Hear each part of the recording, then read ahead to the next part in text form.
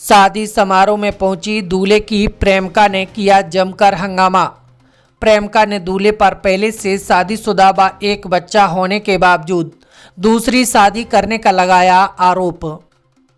आशीर्वाद विवाह घर में लगभग हो चुकी शादी के बाद विदाई शेष रहते एक महिला अपने बच्चों के साथ पहुंच गई और हंगामा काटने लगी। उक्त महिला दावा कर रही थी कि जो दूल्हा बना बैठा है दरअसल वह हमारा पति है। उन्होंने घर वालों से छिपकर मंदिर में शादी की थी और साथ के 2 बच्चों में से एक बच्चा उसका है। इतना सुनते ही दुल्हन पक्ष के लोगों के पैरे तले जमीन खिसक गई। बनी परिस्थितियों में दुल्हन पक्ष की बेटी की विदाई करने से इनकार कर दिया। पूरा मामला जालौन जनपद के कोच कोतवाली क्षेत्र का है। मामला ये है कि प्रभाकर गुप्ता मेरे पति हैं। 8 साल पहले मतलब 5 साल पहले उनने मुझसे शादी की थी। 5 साल से हम उनके साथ रह रहे।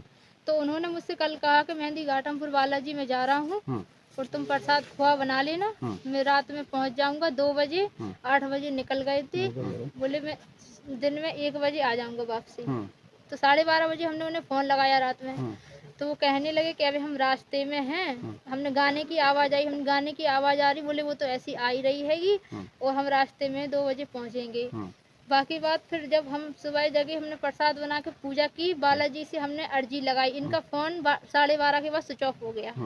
फ़ोन स्विच ऑफ हो गया। बालाजी से मैंने अर्जी लगाई कि हे मेहंदी घाटमपुर बालाजी, अगर आप सच्चे हो तो आज हमारी अर्जी स्वीकार करना कि प्रभाकर जहाँ भी हो हमें पता लग जाए।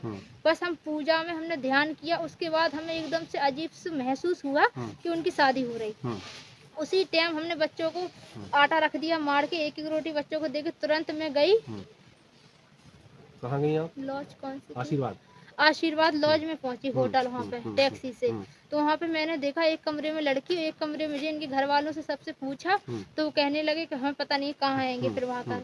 तो हमने देखा कि उनसे हमने कहा, उनको पकड़ के हमने कहा तुमने ऐसा क्यों किया हमारे साथ? तो वो हमसे कहने लगे कि हमने कुछ नहीं किया, मतलब तो हमने कुछ नहीं किया, हम तुम्हें नहीं जानते। हमने तुम हमारे पति हो। तो सब लोग कहने लगे तुम पागल हो, यहाँ से चली जाओ, यहाँ से भाग जाओ। तो सब लोग हमें मतलब उनकी दीदी वगैरह ढकेलने लगी, आँख में मतलब मारने लगी। किसने मारा आपको? उनकी दीदी ने मारा, मतलब मारने लगी, हमें बस भगाने लगी, फिर कहने लगी भाग जाओ। तो लड़की वाले थे, लड़की वालों ने मुझे बचाया। लड़की वाले कहने लगे क्या बात है बेटा हमें बताओ।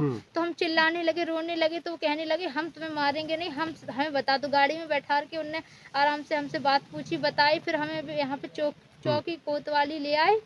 तो यहाँ पर हम सब लोग बैठे हैं। अब उनको हम बुलवा रहे हैं तो वो आ नहीं रहे हैं। बस इतना आप लोगों से निवेदन है कि अभी फोन से आपसे संपर्क भी हो रहा था, उससे बातचीत हो रही थी, क्या बातचीत? उनसे हमारा संपर्क हो रहा था। मुझे बोल रहे थे कि ये वापस ले लो, तुमने जो एप्लीकेशन दी है वो वापस ले लो। तो हमने जो कहा हम वापस ले लेंगे, आप मुझसे आकर अभी कोर्ट मैरिज शादी कर लो। आज नहीं कर रहा तो अभी हमें घर रख लो। कोर्ट मैरिज नहीं की थी? कोर्ट मैरिज नहीं तो की फिर लगातार वो आपके साथ इतने दिन से रह रहा है, आपके साथ यौन शोषण भी करता रहा, क्या कुछ कहेंगे? काली माता के मंदिर से शादी की थी। उनका लड़का भी है एक प्रेम, ऐसा नहीं है कोई जबरदस्ती नहीं। उनका बेटा भी है? उनका बेटा है एक प्रेम, 5 साल का। मेडिकल परीक्षण अगर होगा तो उसमें पुष्टि हो जाएगी उनका? हाँ पुष्टि हो जाएगी, उनका लड़का है। दूसरी बात का है वो मतलब जबरदस्ती नहीं, कोई हमसे प्रेम करते थे, वो भी हमसे प्रेम करते थे। तो प्रेम आपसे प्रेम करते थे, दूसरी शादी क्यों की? अब ये तो हम उनसे पूछेंगे बात कि क्यों। कहीं ना कहीं उन्होंने 2 महिलाओं की जिंदगी बर्बाद की, इस पे क्या कहेंगे? जो इसमें ये कहेंगे उन्होंने जो गलत किया, उन्हें पहले हमें बता देना चाहिए था। अच्छा, अभी आप कोतवाली पहुंच आई हैं, आपको प्रशासन द्वारा क्या न्याय की आशा मिली है? हमें न्याय की आशा जब मिली है कि वो हमें साथ रखेंगे। अब मतलब उन्होंने आश्वासन दिया है। इतने दिन से आप कहाँ रह रही थी? काशीराम कॉलोनी में रहने वाली कहाँ की हैं आप? हम भालपुरा के रहने वाले हैं। जी कहाँ है?